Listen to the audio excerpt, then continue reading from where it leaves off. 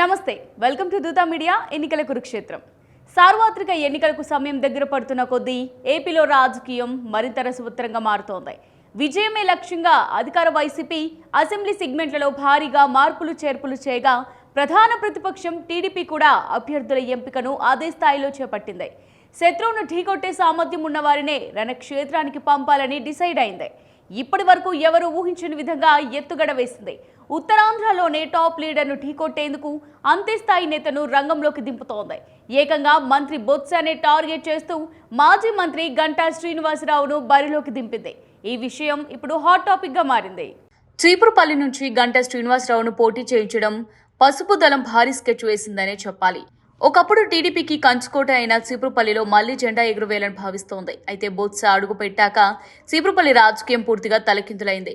చీపురుపల్లి తన పొలిటికల్ అడ్డగా మార్చుకున్నారు. గత 20 ఏళ్లుగా అక్కడ బొత్స రాజ్యమే నడుస్తోంది.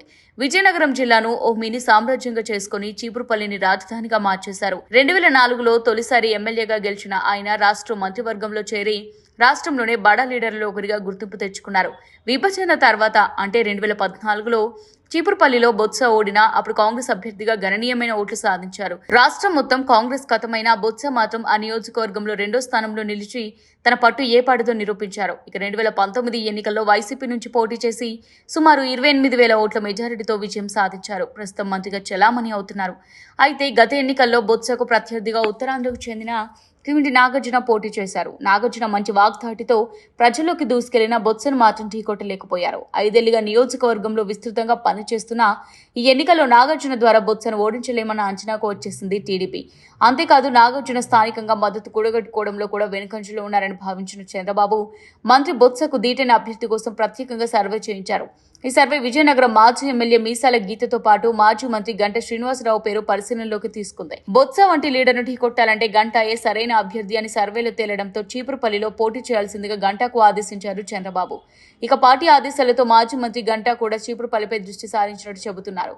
ముందుగా జిల్లాలోని ముఖ్య నేత అశోక్ గజపతిరాజును కలిసి ఆయన అండదండలు తీసుకోవాలని భావిస్తున్నారట గంటా. అయితే 4.5 తమతో కలిసి పనిచేసిన నాగార్జునను కాదని గంటాకు టికెట్ ఇచ్చే విషయంలో పార్టీ ఆలోచనపై భిన్నాభిప్రాయాలు వ్యక్తమవుతున్నాయి.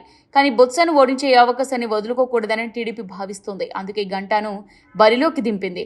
అయితే మంత్రి బొత్స కూడా తగ్గేదేలే అంటున్నారు. ఎన్నికల్లో ఎవరో ఒకరు పోటీ చేస్తారని, అలానే గంటా శ్రీనివాసరావు కూడా ప్రయత్నం చేస్తున్నారని లైట్ తీసుకున్నారు.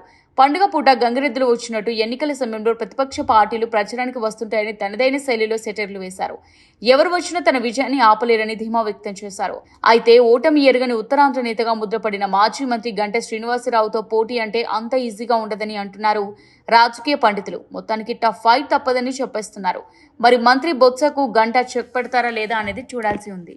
ఇది ఇవాల్టి ఎన్నికల కురుక్షేత్రం. మరో ఎన్నికల కురుక్షేత్రంతో మళ్ళీ కలుద్దాం. Keep watching Dootha media.